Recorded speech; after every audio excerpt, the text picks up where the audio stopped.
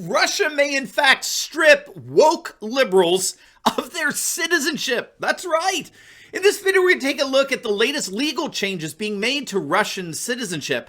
We're going to see how one lawmaker in particular wants to make sure those changes include crushing woke liberalism. And stick with me to the very end of this video when I'll reveal how President Putin is actually fully on board with eliminating wokeness from his entire nation. You're not going to want to miss this. Greetings, everyone. Dr. Steve here with you. Great to be with you. As always, I'm your daily fake news antidote. As each and every day, I provide patriotic analysis to help you to think better so you can feel better in these crazy, turbulent, insane, woke times. So if you have any time, so you know what to do, make sure to smack that bell and subscribe button. Before we get into things here, gang, make sure to check out our amazing merch store for gifts for the patriots in your life. We got the best designs in the world, like our latest Let's Go Brandon t-shirts. They're absolutely awesome. I've got my Woca-Cola shirt on right now. We got some of the best Patriot gear where you can pick out something that spreads hope and that supports my channel here at the same time. So make sure to click on that link below. Get your Patriot merch today. These designs are punchy and fun, but gang, they're not going to stick around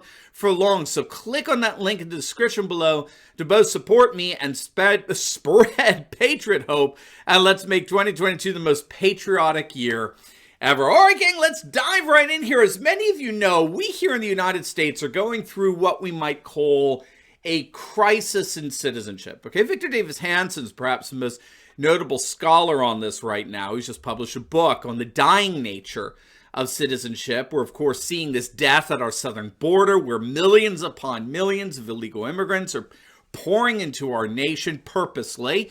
But we're also seeing it in places like New York, where their new mayor, Eric Adams, who's quickly becoming de Blasio Act 2, has signed a bill into law allowing nearly 1 million non-citizens the right to vote in municipal elections. A right, of course, that up until this point was exclusive to citizenship. So the left is bringing to us this notion that national citizenship really means nothing in the end. We are now all global citizens, as any mission or vision statement any public school will attest to. We're all global citizens, and global citizens have no borders.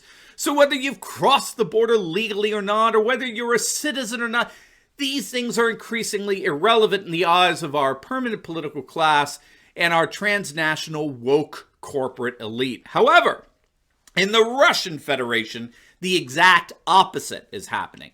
Citizenship today is perhaps more important than ever before, and at least one lawmaker wants to see woke liberals lose their citizenship. Now, this is a fascinating development, but it all goes back to recent reforms that President Vladimir Putin has proposed regarding Russian citizenship. So what's going on here is that recently Putin submitted a new draft law entitled On Citizenship of the Russian Federation to the State Duma, the Russian parliament.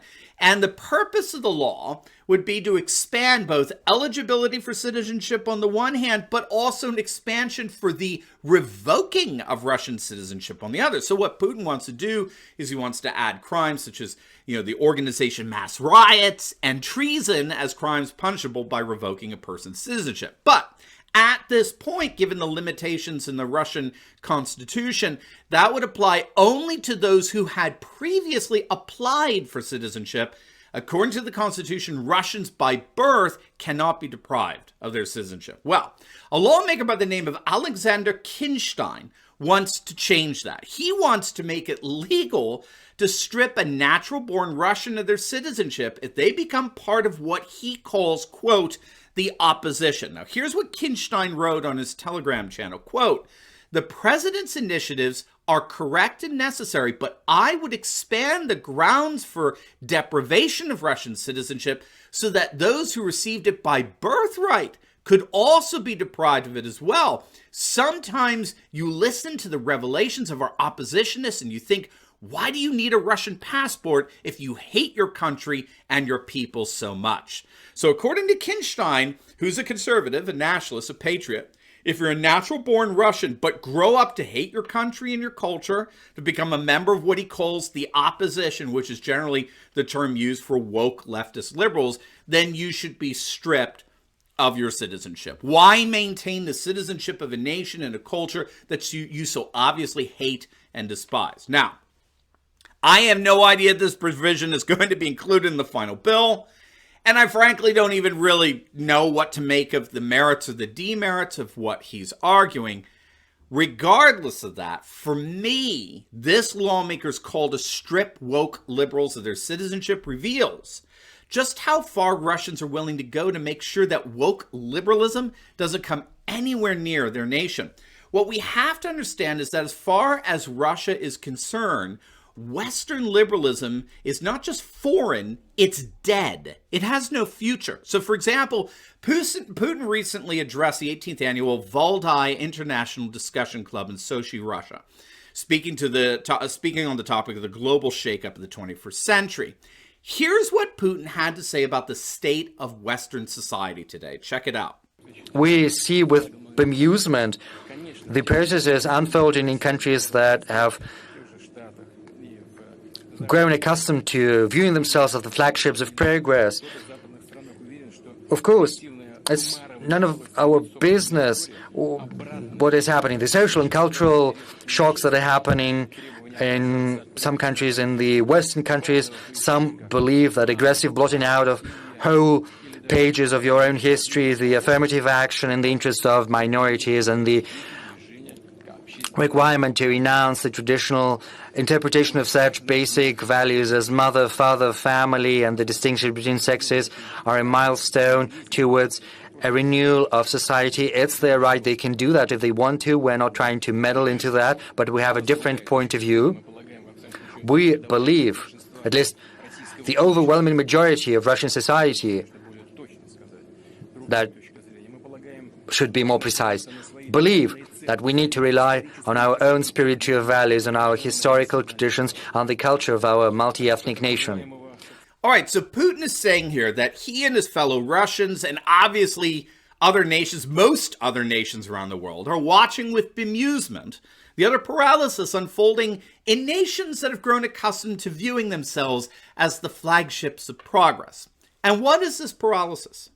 Well, it's the radical partisanization of their society that comes from the, quote, aggressive blotting out of whole pages of our own history, the affirmative action in the interest of minorities, and the requirement to renounce the traditional interpretation of such basic values as mother, father, family, and the distinction between sexes, which are all treated as milestones for the renewal of society.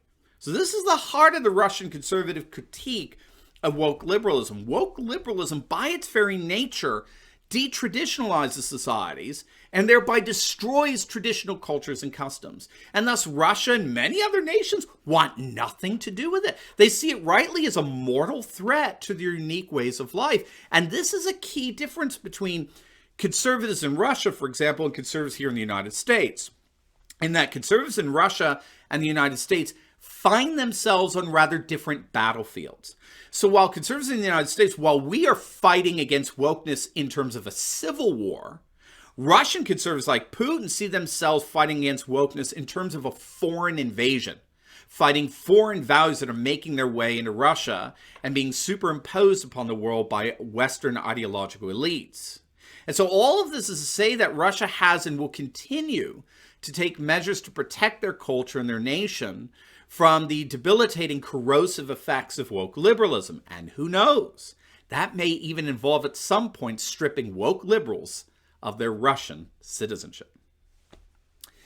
Now, before you go, you will definitely want to check out my latest video. I just uploaded it on how the mainstream media's COVID narrative is absolutely collapsing. You're going to love it. So make sure to click on the link, and I'll see you over there. God bless.